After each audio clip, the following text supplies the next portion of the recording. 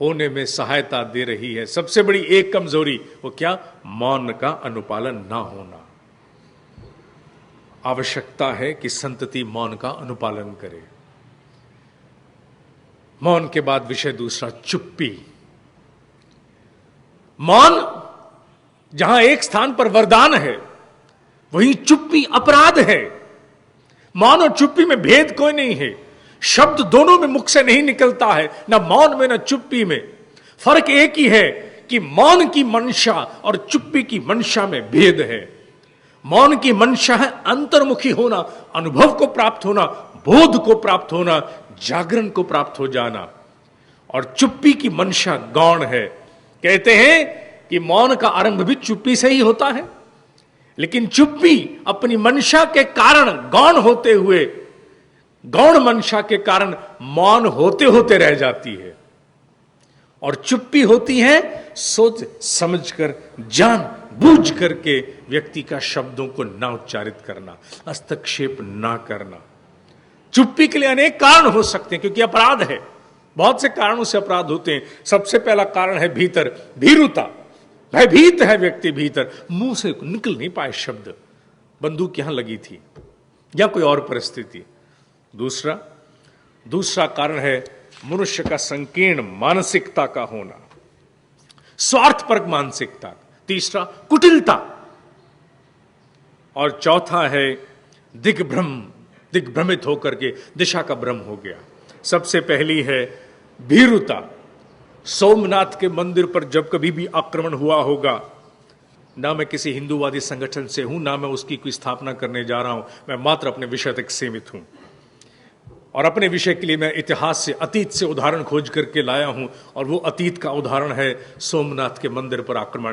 कहते हैं इतने लोग मंदिर के आसपास थे कि अगर उसमें से एक एक व्यक्ति सिर्फ पत्थर उठा लेता तो आए हुए लोगों को कई बार मारा जा सकता था। एक बार नहीं, कई बार उनको मारा जा सकता था।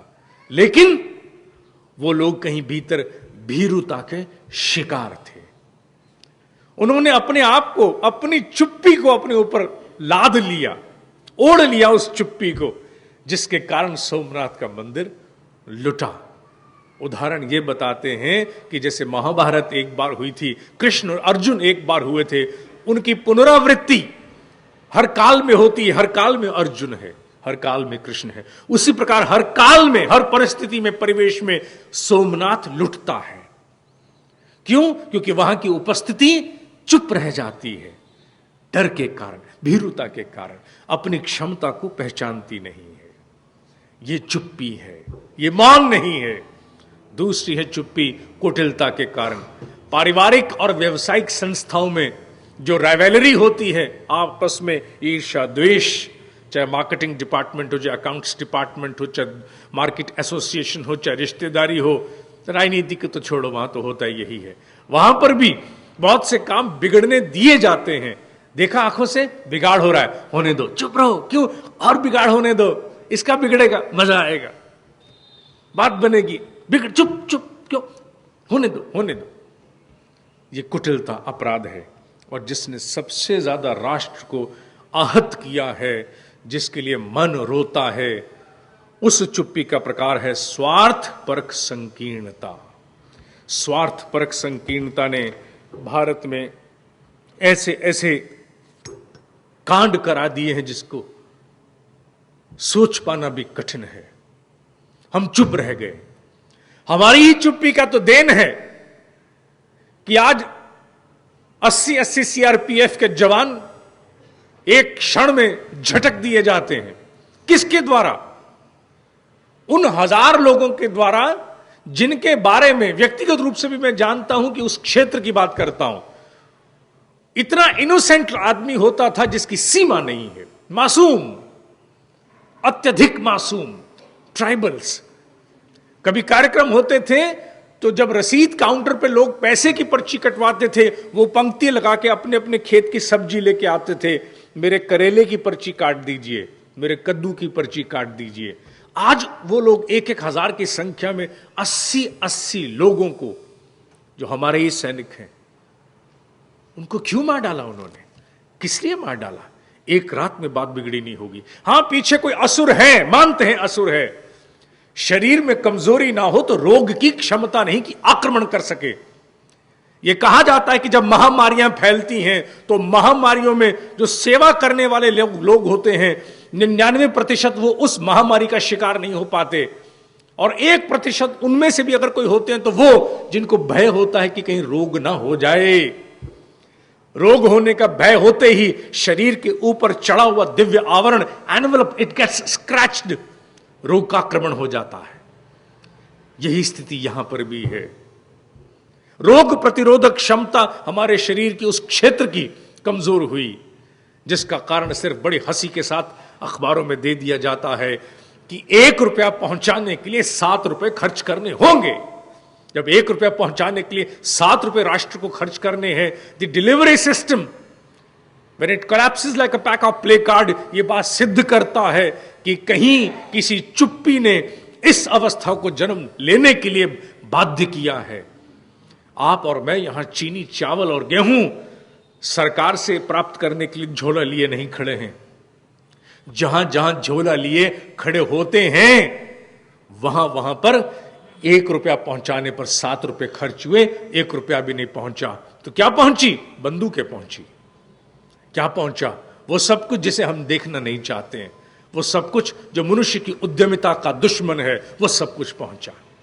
लेकिन पहुंचा क्यों? क्योंकि राष्ट्र ने स्वार्थपरता के कारण एक संकीर्णता के वशीभूत होकर चुप्पी साध ली। सानू की छड्डो जी, सानू की। और उस चुप्पी के कारण भारत का 30% क्षेत्र लगभग उस विचारधारा के वशीभूत होता जा रहा है जहां इस तरह के कांड होते रहेंगे। क्यों? क्योंकि राष्ट्र ने चुप्पी ओढ़ी थी। एक चुप्पी कितना बड़ा अपराध बन सकती है राष्ट्रीय स्तर पर देखना है। सोचते हैं बहुत से लोग, हम क्या कर सकते हैं, हमारे करने से क्या हो जाएगा, हमारे होने से कुछ होने वाला है, यह काम तो संगठनों का है, बड़े बड़े संगठनों का। ठीक बात है, नवरात्रि मनाते हो, घर पे कंजके बिठाते हो, मंदिर जाते हो, कौन सा संगठन प्रेरित करता है? घर में जागरण कराते हो, कौन से संगठन ने प्रेरित किया था? कुंभ का स्नान करने जा रहे हो, कौन सा संगठन तुम्हें घर से खींच के ले गया था? अपने अपने व्यक्तिगत पुण्य अर्जन और पाप धोने के लिए किसी संगठन की प्रेरणा की आवश्यकता नहीं है। राष्ट्रीय दायित्व के निर्वाह के लिए बड़े बड़े संगठनों का काम है ये। मैं अकेला क्या कर सकता हूं? मेरे अकेले हुआ क्या, होगा क्या? हो सकता था अगर हमने थोड़ी चुप्पी को सृजनात्मक कार्यों की ओर मोड़ दिया होता। क्योंकि हमें भारत में दुर्भाग्य यह है, हमें या तो शोर मचाना आता है या चुप्पी रखना आता है। मौन हमारे बस का नहीं है। हम शोर मचा सकते हैं, आंदोलन छेड़ सकते हैं, धरनों पर बैठ सकते हैं, गाड़ियां फूंक सकते हैं, या चुप रहेंगे। सानू की मौन हमारे बस का नहीं है। अगर मौन रहा होता तो सृजन हो गया होता। इच्छा से संकल्प में लिखा है पीछे कि 50 पैसे में भी राष्ट्रीय दायित्व का निर्वाह होता है। कितने लोगों ने अपने अपने 50 पैसे के खर्चे के बाद इस राष्ट्रीय स्तर की विषमताओं के लिए अपने विचार व्यक्त किए होंगे, ताकि उनके कानों पर जूनेंगे जो आज सोए हुए हैं, बहरे हो चुके हैं। उनका तो धर्म है कि बहरे बने रहना, लेकिन राष्ट्रीय दायित्व का निर्वाह हम में से किसी ने किया? हम में से कितने लोग हैं जो कोई ऐसा उत्पादन अपनी इच्छा से जागृत भाव में खरीदते हो जिससे आजीविका का आधार किसी ग्रामीण को मिलता हो? ना, इस बारे में हमने कभी नहीं सोचा है। हम खादी की शर्ट नहीं पहन सकते इसलिए, और जो पॉलिटिशियन पहनते हैं आजकल खादी, कौन पहनता है? खादी मत पहना, कोई अच्छा नहीं लगता है। फलानी चीज मैंने क्या क्वालिटी के प्रोडक्ट लाओ, क्या प्रोडक्ट उठा के ले आए हो? कई बार बहुत से दायित्व ओढ़ने पड़ते हैं। We have to accommodate various responsibility, क्योंकि उसी से दायित्व का निर्वाह होता है। अगर हम चाहते हैं कि हमारे राष्ट्र के मासूम से मासूम व्यक्ति के पास भी गरिमा में आजीविका का आधार पहुंचे, वो बंदूक ना उठा पाए, किसी के प्रलोभन के कारण ना तो धर्म बदले और ना ही कर्म बदले, तो हमें उसके भीतर वो आशा जगानी होगी कि तेरे तक हम एक बहुत सुंदर गरिमा में आजीविका का आधार पहुंचा रहे हैं अपनी खपत के द्वारा। यहां राष्ट्र चुप क्यों है? सृजन के मंच से हम यथा क्षमता आधारशिला पत्रिका के माध्यम से उसी मौन का निर्वाह करने का प्रयास कर रहे हैं जिससे सृजन हो, हमारी क्षमताओं के अनुरूप कुछ हम कर सकें। 10 वर्ष पहले भी हमने बुनकरों के बारे में एक विषय लिया था। विषय है कि गलती हमारी भी हुई, कहीं हम भी उस समय चुप्पी के शिकार हो गए। अपराध सिर्फ अन्य से नहीं होते, अपराध कई बार हमसे भी हो जाते हैं। मंच पर स्वीकार करना है कि अपराध हमसे हुआ। हमने भारत के 2 करोड़ बुनकरों को लक्ष्य मानते हुए सप्ताह में 1 दिन खादी पहनने का संकल्प शुरू करवाया था। 2-4 ने कहा कि अभियान नहीं है आपका, आप तो कमीज बेचने के प्रॉफिट क्रिएट कर रहे हो। बस उस बात को ना सुनने के कारण हमने बुनकरों की व्यथा को त्याग दिया। अपराध हुआ हमसे, आज बोध होता है हमें नहीं सुनना चाहिए था, अपराध हो गया। लेकिन उस अपराध को आज हम धोना चाहते हैं। पुनः सृजन अभियान के अंतर्गत 10 साल पहले राजस्थान के डुंकर गांव से जो खादी बनवाकर हम लाते थे, उसने 4 खड्डियां जीवित की थी और वो 4 खड्डियां हमारे अपराध के कारण पुनः बंद हो गई होंगी। जहां यथा क्षमता जितना हो सकता है उतना तो किया जाए।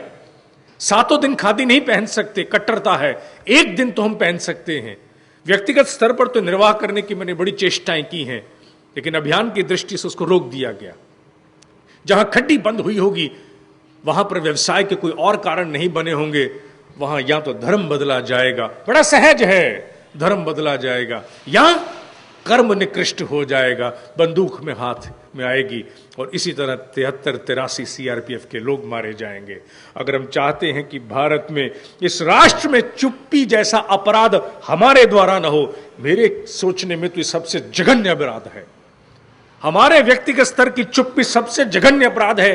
अगर हम चाहते हैं कि जघन्य अपराध हमसे ना हो, तो अपनी क्षमताओं में रहते हुए राष्ट्रीय दायित्व का निर्वाह हमें करना है। और उसके 2 ही प्रकार है। पहला, कलम से 25-50 पैसे का पोस्ट कार्ड लिख डालो।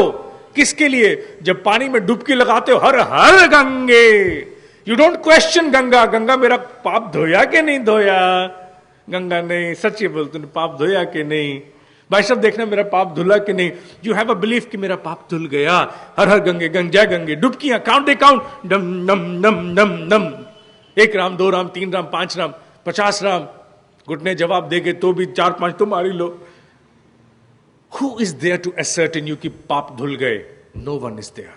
But still we believe it. उसी प्रकार 50 पैसे के पोस्ट कार्ड पे लिखते समय ये मत सोचो कि तुम्हारे किए क्या होगा। भूल जाओ इस बात को। इस आत्म संतोष को प्राप्त हो कि हे भगवान, मैं आत्मग्लानि का शिकार तो नहीं बना, मेरे भीतर गिल्ट नहीं है, जो मेरे बस का था मैंने कर दिया। जब ये लंबी सांस भर करके भारत का हर नागरिक 50-50 पैसे का पोस्ट कार्ड लिखना शुरू करेगा, यकीन मानना, जूं ही नहीं, कानों पर हाथी रेंगने शुरू हो जाएंगे, हाथी। और दूसरा काम यह है कि चुप्पी तोड़ करके कोई ऐसा उत्पादन अपने जीवन के साथ जोड़ लिया जाए जिससे प्रत्यक्ष आजीविका का आधार सबसे पीछे बैठे हुए व्यक्ति को मिल सकता है। कोई ऐसा उत्पादन चुन लिया जाए, चाहे हाथ से बना हुआ कागज हो या कोई साबुन हो जिसको हम गृह उद्योग के अंतर्गत मानते हैं। कोई भी आप साबुन आप उसमें प्रयोग करें, लेकिन उसके साथ साथ एक ऐसा उत्पादन अवश्य होना चाहिए, सोचते समझते हुए। बच्चा कहे, पापा इसमें तो स्मेल है, स्मेल कैसी है? पापा ये तो अजीब सा है। हाँ बेटा, लेकिन ये गर्व से हम दायित्व की तरह से इस्तेमाल कर रहे हैं। This is not for luxury, comfort और choice, this is something for responsibility. उनकी जिम्मेवारी हम पर है बेटा, और हम अगर जिम्मेवारी पूरी नहीं करेंगे, हमारे भीतर गिल्ट, अपराध बोध हो जाएगा। इसलिए ताकि बच्चा भी अगली बार दायित्व समझ करके उसे माने। यह है चुप्पी तोड़ना। इस राष्ट्रीय स्तर की चुप्पी के कारण हमने बहुत सारे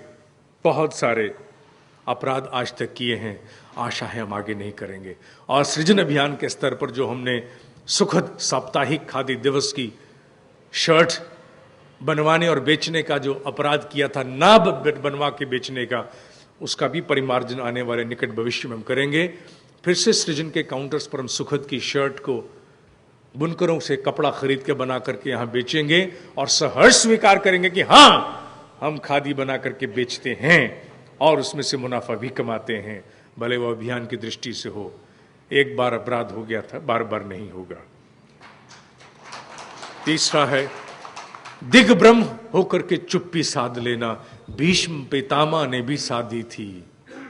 भीष्म पितामह की चुप्पी ना रही होती तो मान्यवर ना महाभारत होती और ना इतना बड़ा कांड होता जिसमें से बहुत सारे अपवाद भी निकलते हैं। एक आदमी की चुप्पी, और वो आदमी कौन था? प्रतिभाशाली था, उसमें प्रतिभा की कोई कमी नहीं थी। क्या कमी थी उसमें? क्षमताओं की। पटा हुआ था क्षमताओं से, वो भरा पड़ा था, लेकिन दिशाओं का भ्रम हो गया और दिशा के भ्रम से क्या हुआ? वो तटस्थ रह गया। भारत में भी बहुत बड़े स्तर पर प्रतिभाशाली भीष्म पितामह रूपी मनोवृत्ति का शिकार हो चुके हैं, तटस्थ हैं, ना जाने अपनी दिशा कौन से निर्धारित करके मान चुके हैं। और भारत में जितना बड़ा अपराध सामान्य व्यक्तियों के द्वारा हुआ होगा उससे ज्यादा प्रतिभाशालियों से हुआ है। प्रतिभाशालियों से अब आशा भी नहीं है। अगर राष्ट्र को अपनी प्रत्यावर्तन प्रक्रिया की कहीं से आशा है तो उस समुदाय का नाम सुन लीजिए, उसका नाम है वानर, उसका नाम है ग्वालबाल।